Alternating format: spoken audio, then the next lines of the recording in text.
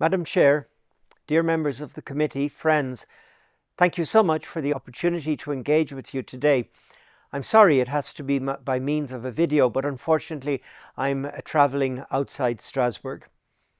I did make this video, however, because I consider it very important to engage with you on the essential topics that are before you. Your work is of the very highest of consequence for the well-being of the convention system. Friends, so much has been said over the last few months about the Convention, about the European Court of Human Rights, about domestic courts, about their case law on migration-related challenges. Reflections and debate about these matters are, of course, entirely legitimate.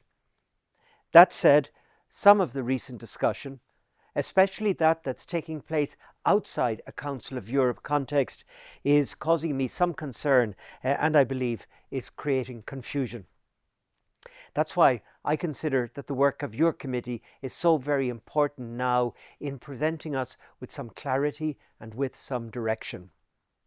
I acknowledge what has already been done. I'm pleased to have had the opportunity to submit a number of comments, some general and some specific on text that you have generated. And I would like to take the opportunity today to make some emphasis within those points. First, my friends, be legal. Foster a law-based discussion at the Committee of Ministers. It is so important to distinguish legal from political considerations. The principles settled in the case law of the court as distinct from your legal analysis and broader political considerations. Second, be factual. Part of today's confusion stems from a lack of clarity about the actual nature and scale of the issues that are raised by the member states.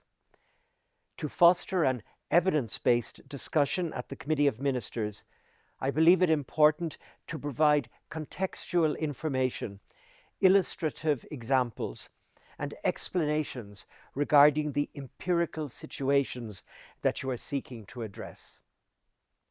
Third, be firm. Be firm above all on the principle of universality of human rights, and no less so also on the principle of the independence of the courts.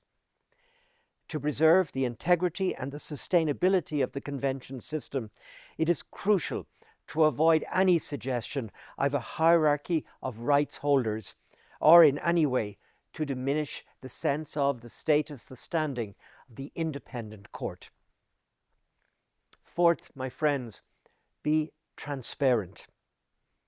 I welcome the CDDH decision to prepare not only elements for a political declaration, but also valuable background information. I have no doubt that this information will be most helpful to the Committee of Ministers. I believe that it is also of public interest, and that the publication of this data would contribute to clearing up some of the confusion out there in the discourse. Madam Chair, ladies and gentlemen, dear friends, I wish you a most fruitful second extraordinary meeting. Thank you.